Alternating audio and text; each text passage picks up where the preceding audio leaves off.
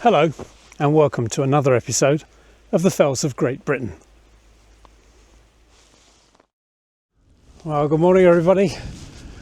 Back in the Lake District again. Last week, Snowdonia. This week, my favourite spot in all of England, the Lake District National Park. It's mid-November now and it's getting colder, and the weather forecast when I looked at it last night was for quite windy weather, so I decided to do a very low-level fell today and visit an area that I haven't been to for probably 50 years, since I was an undergrad and came here on a holiday with mates, although they weren't interested in hiking. So I came up here on my own. And where am I? Well, I'm in close to Windermere, just east of Hawkshead, and I'm climbing up a small fell called Claife Heights, and it lies on the western shore of Lake Windermere. And to get to Hawkshead from Windermere, there is a ferry which is closed at the moment because winter is now upon us. So I came up last night by road and parked in a small village near Sawrey, I think it's called, near Sawrey. There's near Sawrey and far Sawrey. Nicely named, aren't they? And right now I've just started a small ascent to the top of Claife Heights, and I've stopped off at this wonderful tarn. There are several tarns on these fells, and this one is called Moss Eccles. It's a delightful name, isn't it? I'll get the drone up and we'll see what we can see.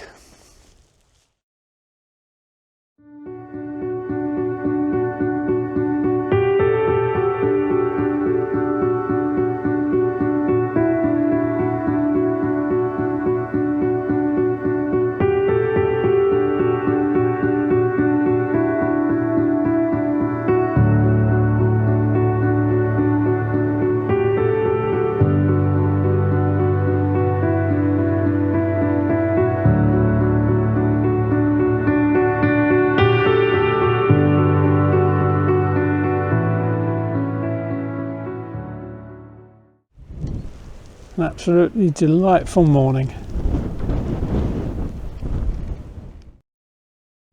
Now, there's very little that's enjoyable about very cold weather, but this is one of them.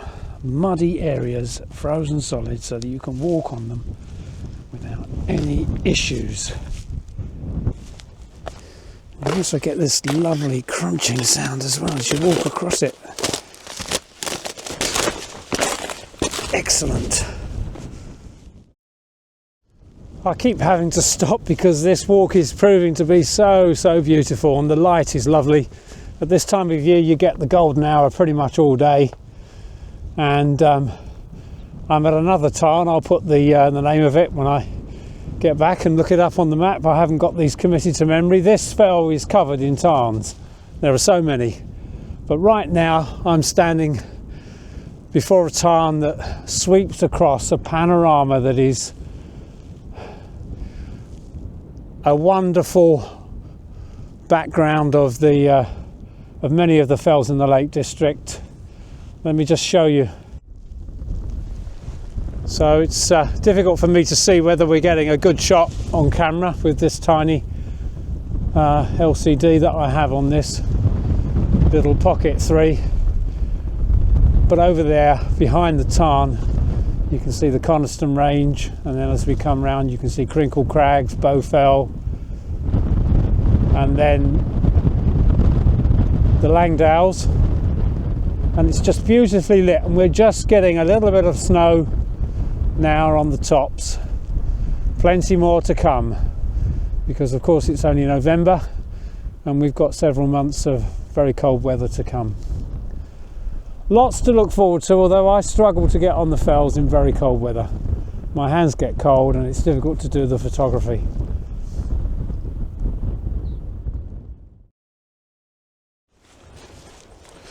Right then, now that the walk is well underway, let me show you its route.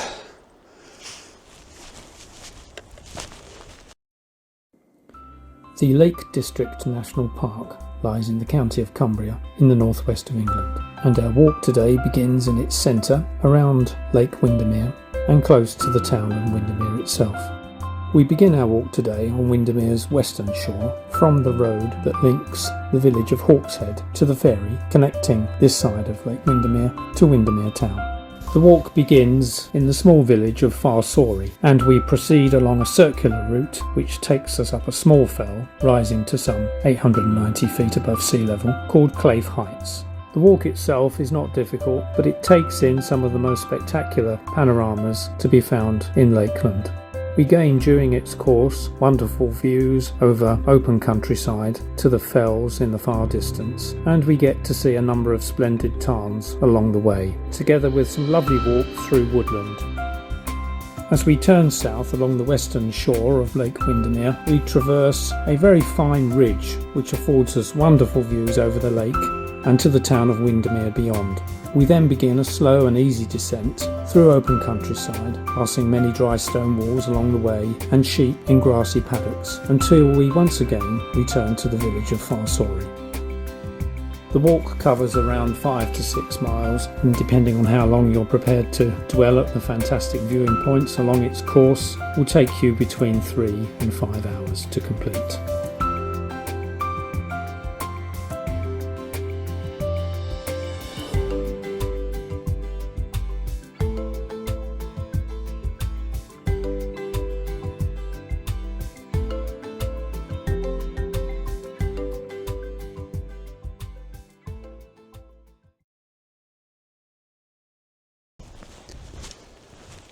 So this walk is proving to be a revelation.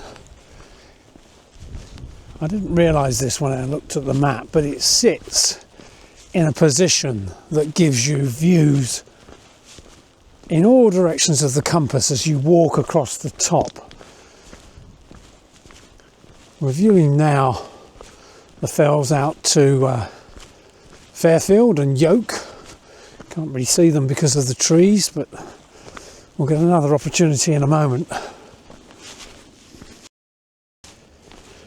Like so many people, I'm completely captivated by the really big stuff in the lakes, the high mountains and crags, lonely exposed places, but very high, very challenging to climb, very exciting. But when the weather's not so good, as is the case today, very cold and windy, and one chooses a different type of walk and goes to one of the lesser fells, one is often very surprised by the sheer grandeur and beauty. What these lesser fells do is give you an opportunity to see the big stuff, the stuff that you go up on other occasions, and to see how wonderful they are. And in this autumnal light, which I've mentioned earlier in this walk, this golden sunlight that bathes all of the fells, lifting the relief in the terrain with shadows, absolutely spectacular. As I come down this hill now, a wonderful vista is opening up. Let me share that with you. So as this forestry path comes round to the left here, you can see in view Fairfield to the left of that tree, and then just above those trees on the right you can see Yoke. I perhaps should get the drone up, but it's very cold and I'm having difficulty keeping my hands working, but hopefully we'll get a better view in a moment.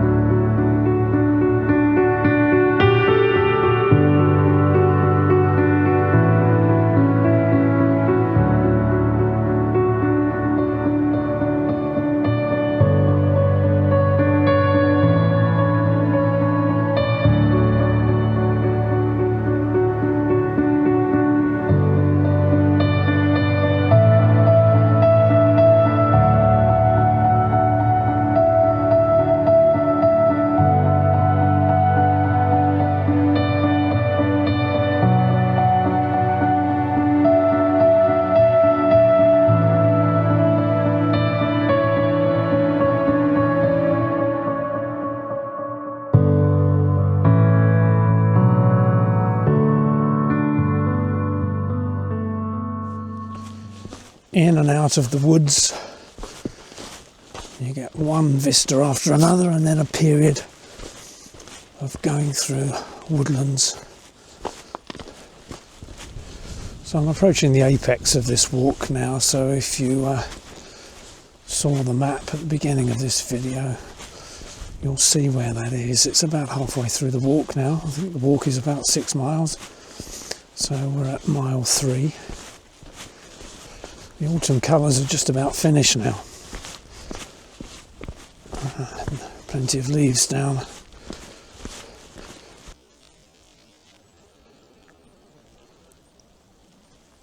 And it's lovely how the sunlight illuminates the moss.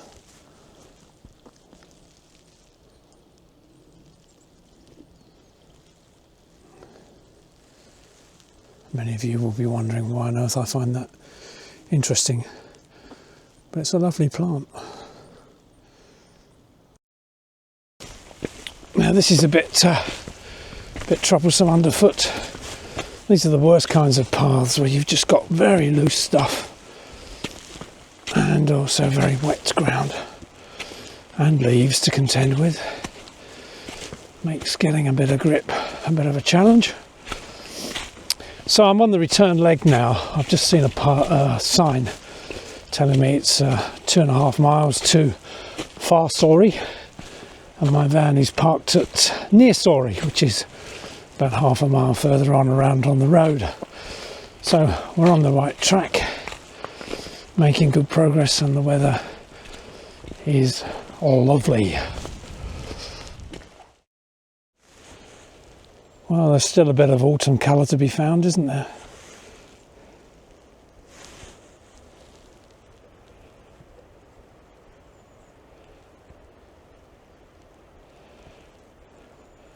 Splendid.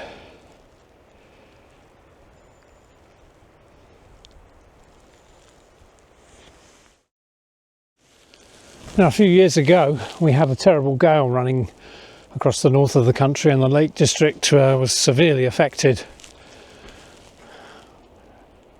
The United Kingdom is a very windswept place, and most of the prevailing winds come from the southwest or from the west. And trees over time adapt to this, and those that are vulnerable get blown over, and forests become resistant to winds from that direction. But 4 years ago, I think it was around 4 years ago, we had a very strong gale from the northeast. We get most of our cold weather in the winter from the northeast, but not very strong gales, and this particular gale ripped through the United Kingdom and wreaked havoc. And I'm here in front of some trees which were brought down, and they're lying somewhat spectacularly on the ground as a testament to what happened that night. So here is a rather large tree that came down. An enormous root system. I don't know how it ever clung on to the rocks here, because you can see that there's no real soil, but a substantial tree nonetheless, and it's been cut back by presumably the National Trust or the Forestry Commission. Can you imagine the noise that made when it came down, and the danger it would have presented to people walking on this path along which I'm walking now?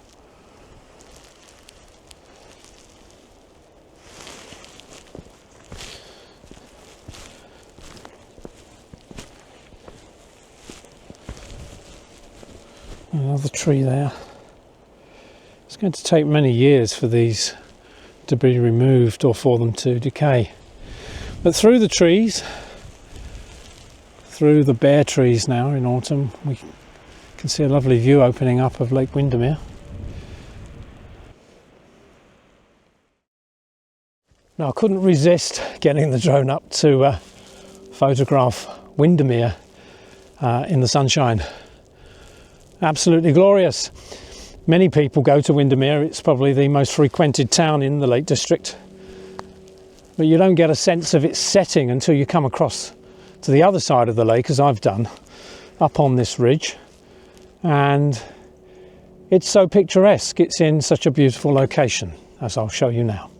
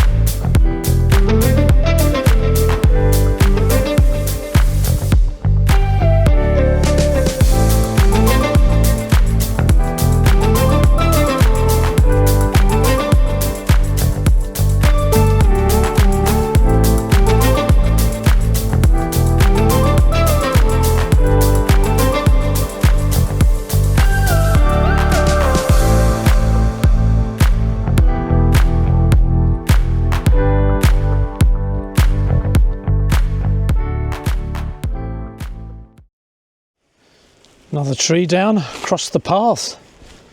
Not quite sure. Do I go under? No, I think we go through here, don't we?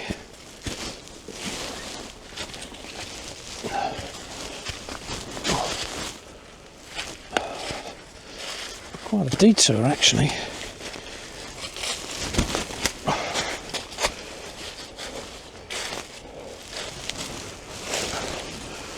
Okay, well that was to get round, but then I've got to get back down onto the path. Okay.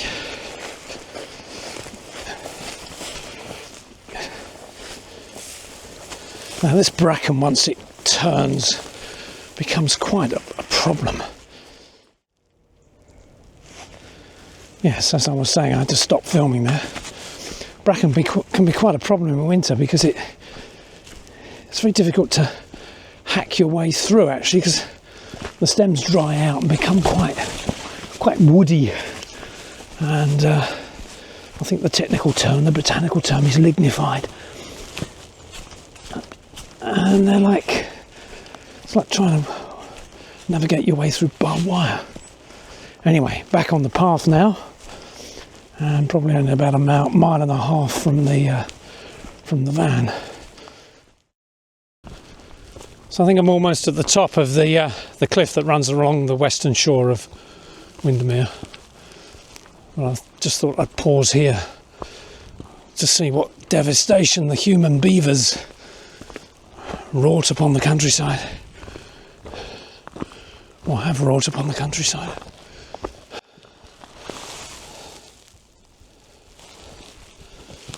There we are. That's forestry. That's the other side of it. It's about planting and then harvesting and leaving this devastation, although I think a lot of these trees here are just being removed because they were damaged in the storm that I mentioned earlier on. So what might be the plans for this landscape now? Are they going to replant it? There's a lot of talk in the Lake District about rewilding, and that essentially means kicking farmers off the fells, kicking the sheep off the fells, and re-establishing some vision of how it used to look in Roman times, which was very densely forested, as it turns out. I don't think I'd want all the open spaces in the Lake District to be turned into this kind of landscape. But there are all kinds of competing ideas when it comes to how to conserve nature. One of the concerns I've had on my videos is the complete absence of wildlife in the Lake District, apart from crows, ravens, and increasingly raptors. Now we're getting a few birds of prey flying on the fells. But I don't know if rewilding, if it involves planting lots of trees and re-establishing forests across the fells, is necessarily going to improve the biodiversity of the area. But it remains the case, and many don't realise this, that the Lake District is a beautiful place, and we think it's natural, but it isn't. It's an entirely man-made scenery. Sheep farming has shaped it, and it's interesting to think that just the adoption of this land for the purpose of sheep farming over the centuries has completely transformed it. But in a way that's for the better, perhaps, although in the opinion of some, it's just not the case, and they want it changed.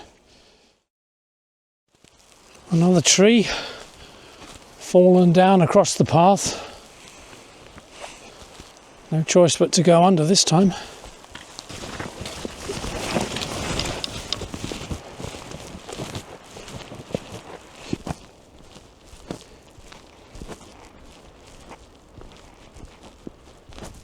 So my walk is coming to an end now, and it's been splendid. I'm walking back down to the village of near Sorry, rather than far Sorry. I wonder if there's a place called I'm Very Sorry. Excuse the pun.